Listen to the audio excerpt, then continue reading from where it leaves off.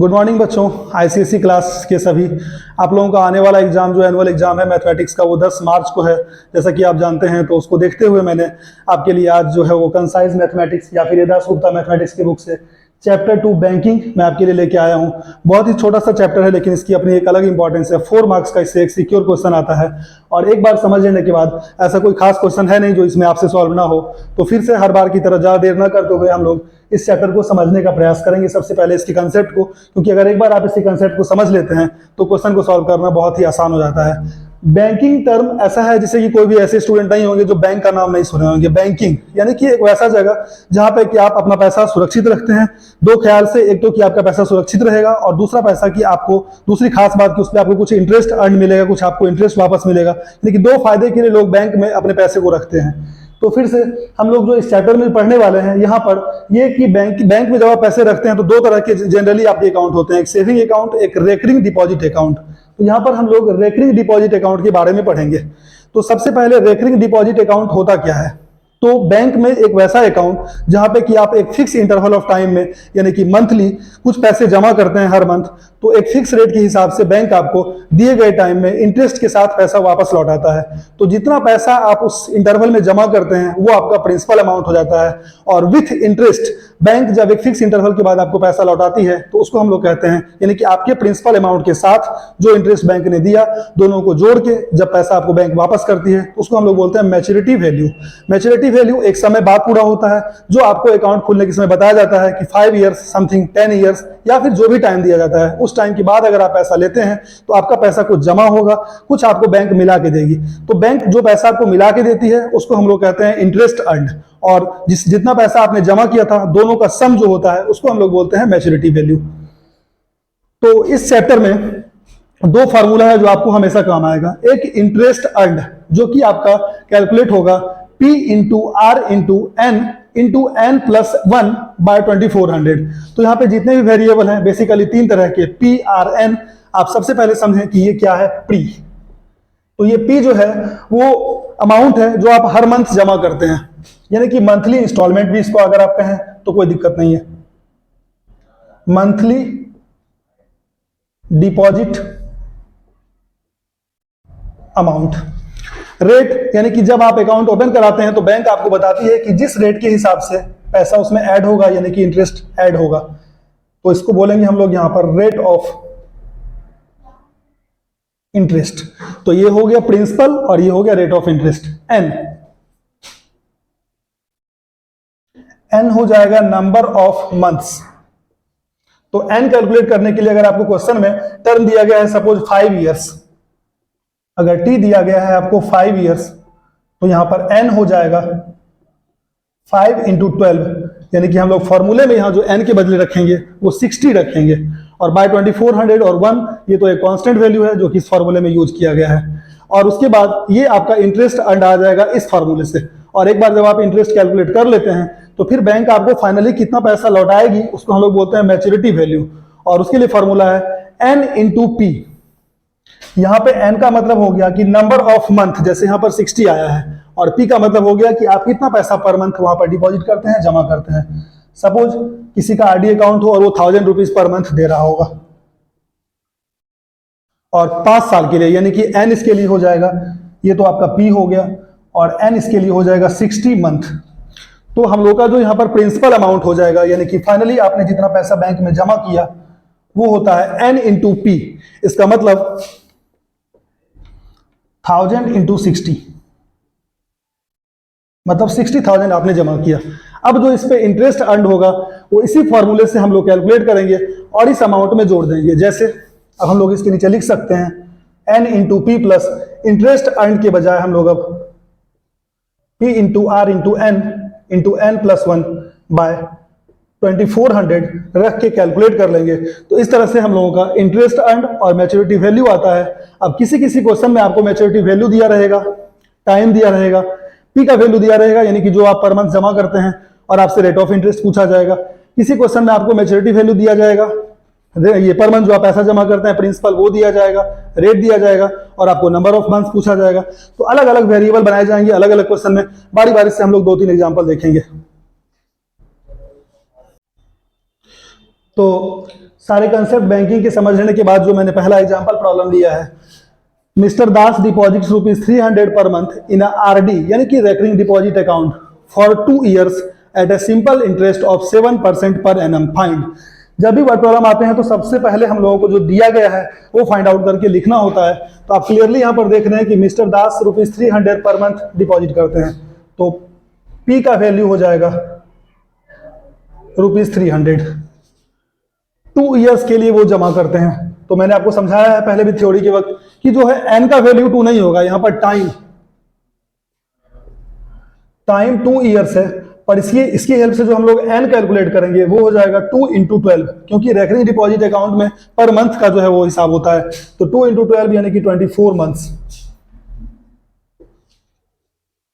Rate of interest यानी कि are 7% है। तो सबसे पहले पूछा गया है कि मिस्टर दास जो है वो कितना इंटरेस्ट अर्न करेंगे।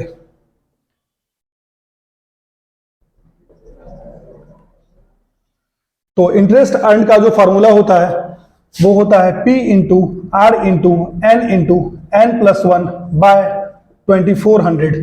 तो कुछ भी नहीं करना है, सब जगह हर एक वेरिएबल का जो वैल्यू दिया गया है वो यहां पर हम लोग रखेंगे और फाइंड आउट करेंगे इंटरेस्ट अर्न। तो प्रिंसिपल यानी कि वो ₹300 पर मंथ जमा करते थे। रेट ऑफ इंटरेस्ट उनको बताया गया था अकाउंट खोलते समय 7%, तो हम लोग आर की जगह 7 रखेंगे। और एन आप देख सकते हैं कि 24 आया है, और फिर इंटू में ही n प्लस 1 यानी कि 24 प्लस 1, वो यहां पर मैं डायरेक्ट लिख रहा हूं 25, और नीचे 2400 है।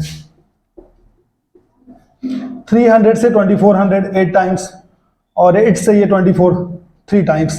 तो कुछ भी नहीं करना है, यहां पर हम लोग मल्टीप्लाई कर लेंगे। 25 3 जा 75 और 75 इंटू 7 525। तो हम लोग कह सकते हैं कि मिस्टर दास जो है यहां पर ₹525 इंटरेस्ट अर्न करते हैं। अब जो क्वेश्चन का दूसरा पार्ट है, यानी कि बैंक उनको मैच्योरिटी वैल्यू मतलब मैच्योरिटी डेट पूरा होने के बाद कितना पैसा वापस करेगी, यानी कि हम लोग यहां पर फॉर्मूला लगाएंगे मैच्योरिटी वैल्यू का। तो जैसा कि फॉर्मूला आपने देखा है वो है n इंटू पी, यानी कि प्रिंसिपल अमाउंट जो पर मंथ जमा करते हैं और जितने मंथ जमा करते हैं। तो n इंटू पी करेंगे। सपोज यहां पर ₹300 पर मंथ जमा किया जा रहा है 24 मंथ के लिए, तो उनका अपना पैसा जमा होगा 24 इंटू 300, और साथ में जो वो इंटरेस्ट अर्न करेंगे। तो अगर क्वेश्चन में सिर्फ इंटरेस्ट अर्न पूछा गया होता तो हम लोग फिर से कैलकुलेट करते, पर इसी क्वेश्चन में ये मैच्योरिटी वैल्यू पूछा गया है, तो यहां पर हम लोग इंटरेस्ट अर्न के बजाय डायरेक्ट 525 लिख सकते हैं। और अगर इसमें फॉर्मूला अगर पहले लिखना हो तो यहां पर लिख देंगे इंटरेस्ट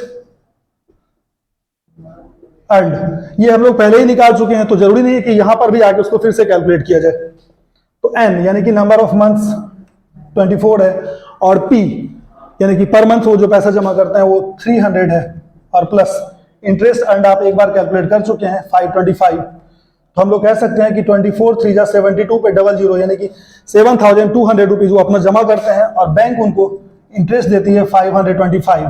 और जब इन दोनों को ही हम लोग ऐड कर लेंगे तो ये 7,725 रुपीज, यानी कि बैंक उनको मैच्योरिटी डेट पूरा होते वक्त 7,725 रुपीज जमा देगी उनको वापस।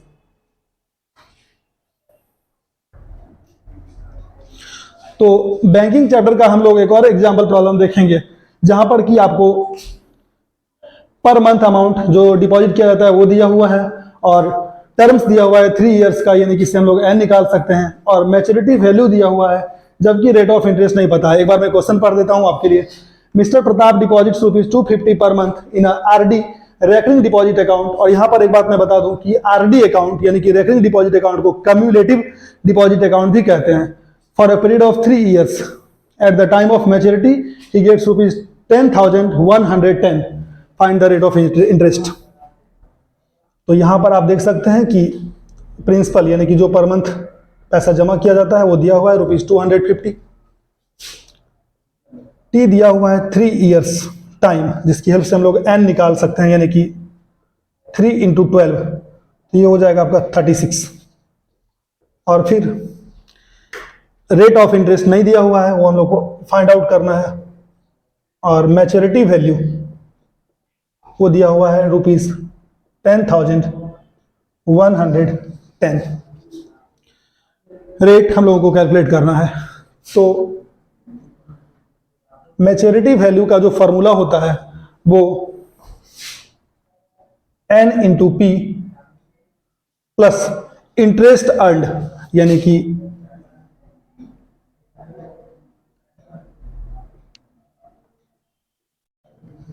तो मैच्योरिटी वैल्यू यहां पर गिवन है, यानी कि 10,110 और n हम लोगों को दिया हुआ है 36 और पर मंथ जो वो पैसा जमा करते हैं वो 250 है। पी की जगह हम लोग 250 लिखेंगे। और इंटरेस्ट अर्न का जो फॉर्मूला होता है वो होता है P into R into N plus 1 by 2400। तो 10,110 36 इंटू 250 जब हम लोग करेंगे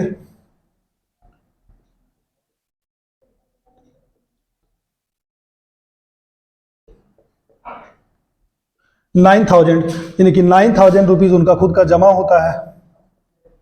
और P into R into N plus 1 by 2400, ये इंटरेस्ट अर्न का फॉर्मूला है।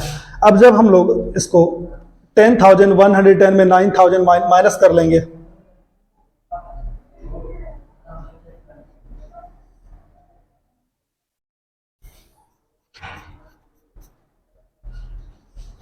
तो 1,110 रुपीज जो है वो इंटरेस्ट अर्न है। और इंटरेस्ट अर्न का जो फॉर्मूला है वो है P into R into N plus 1 by 2400। यहां पर हम लोग P का N का वैल्यू रख के R को वेरिएबल मानते हुए R कैलकुलेट कर लेंगे और वही इस क्वेश्चन में पूछा गया है। तो P के बदले हम लोग फिर से रखेंगे 250। R निकालने के लिए कहा गया है तो वो वेरिएबल रह जाएगा n इंटू एन प्लस 1। तो n 36 है तो सबसे पहले 36 लिखेंगे और इंटू 36 प्लस 1 यानी कि 37 बाय 2400। और फिर इंटरेस्ट अर्न जो हम लोगों ने कैलकुलेट किया है वो है 1,110। अब रेट ऑफ इंटरेस्ट कैलकुलेट करना है। क्रॉस मल्टीप्लीकेशन जब हम लोग करेंगे तो 2400 इंटू 1,110 हो जाएगा, जबकि डिनोमिनेटर बन जाएगा 250 इंटू 36 इंटू 37। 0 से 1 0 कैंसिल, 37 से ये 3 टाइम्स कैंसिल हो जाएगा, 3 से ये 12 टाइम्स कैंसिल हो जाएगा, 12 से ये 200 टाइम्स कैंसिल हो जाएगा और 25 से ये 8 टाइम्स कैंसिल हो जाएगा। तो हम लोग कह सकते हैं कि इस अकाउंट के लिए, इस पीरियड के लिए 8% जो है वो रेट था। तो इस एक्सरसाइज का, इस चैप्टर बैंकिंग का एक आखिरी क्वेश्चन मैं आपको बताने जा रहा हूं, जहां पर कि आपको नंबर ऑफ इंस्टॉलमेंट्स यानी कि कितने टाइम तक पैसा जमा किया गया ये निकालना है। तो अगर आपको ये चैप्टर समझ में आ रहा हो और हमारा ये पढ़ाया हुआ वीडियो समझ में आ रहा हो तो जरूर हमारे वीडियो को लाइक करें और चैनल को सब्सक्राइब भी करें।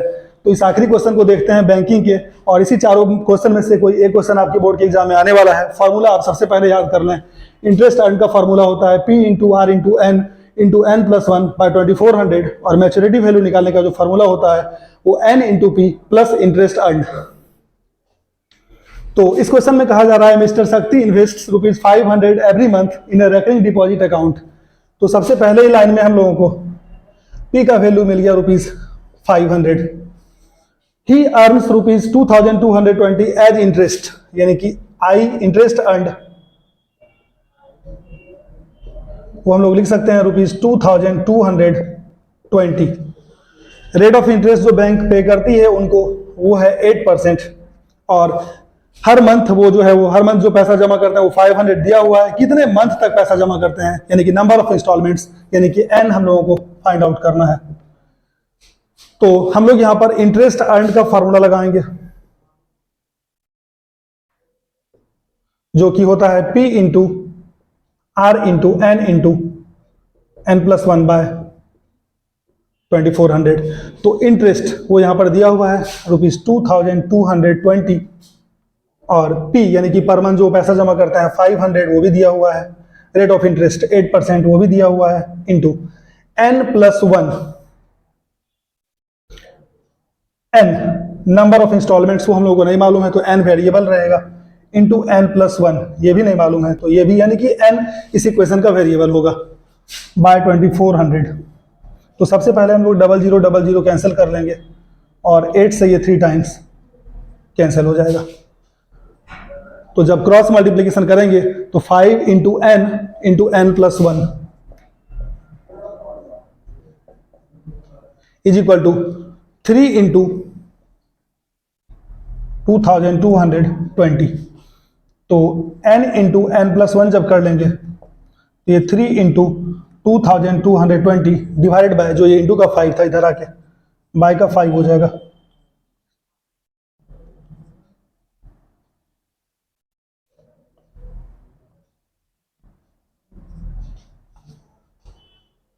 $444 यानी कि n इंटू एन, तो n square plus n one जा n इज इक्वल टू 444 को जब 3 से मल्टीप्लाई करेंगे तो 1332। अब ये एक इक्वेशन आ जाएगा n स्क्वायर प्लस n और माइनस 1332 इज इक्वल टू 0। इसको मिड टर्म स्प्लिट करके हम लोग फैक्टराइज करेंगे और जो n का वैल्यू आएगा वो हो जाएगा नंबर ऑफ इंस्टॉलमेंट्स।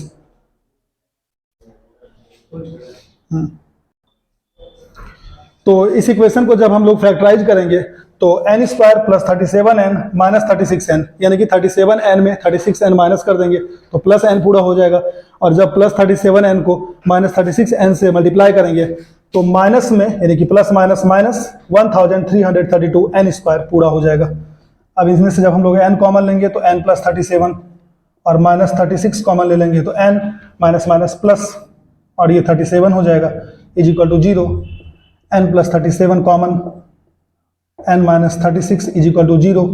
जब हम लोग n प्लस 37 को 0 के इक्वल रखेंगे तो n का वैल्यू माइनस 37 आएगा और n माइनस 36 को 0 के इक्वल जब रखेंगे तो n का वैल्यू 36 आ जाएगा। नंबर ऑफ मंथ्स कभी नेगेटिव में नहीं हो सकते। So number of installments will be 36। तो अगर आपको समझ में आया हो तो जरूर हमारे वीडियो को लाइक करें और चैनल को सब्सक्राइब भी करें।